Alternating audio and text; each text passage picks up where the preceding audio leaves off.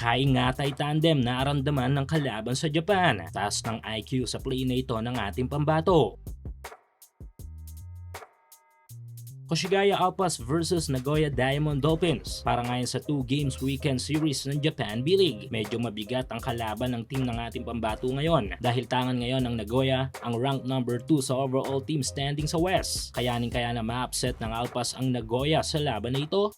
Magandang simula para sa opensa para sa Alpas. Nakapagdropa ng foul si Kai sa kanyang inside basket na ito.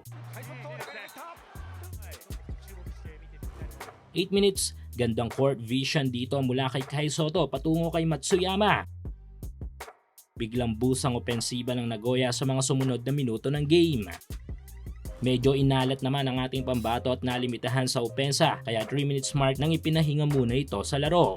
Mas lumakas pa ang opensiba ng kalaban kung saan ay umabot na sa double digit points ang kanilang kalamangan. Last 30 seconds nang ibalik sa game si Kai. Kaso wala na rin itong naiambag sa opensa. Magtatapos ang first quarter na mapapasakamay ng Nagoya ang kalamangan 28-17. Opening ng second frame, kumakagat na mga inside basket ng New Zealand national team player na si Jordan Ngatay. Nananatiling maalat pa rin si Kai kung kaya't muling ipinahinga muna ito 7 minutes mark ng game. Agad ding ibinalik si Kai sa mga sumunod na minuto at agad nakapagambag ng opensa mula sa inside basket na ito.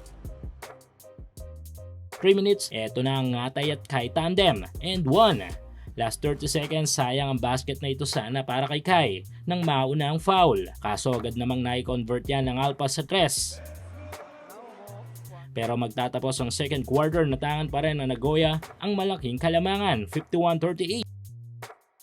Suportahan ang inyong paboritong team sa PBA, NBA at MPBL o kahit pa nga sa mga overseas league. Full details sa comment section. Opening ng third period, nakagawa ng run ng Nagoya kung kaya't agad na aangat sa 19 points ang kanilang kalamangan.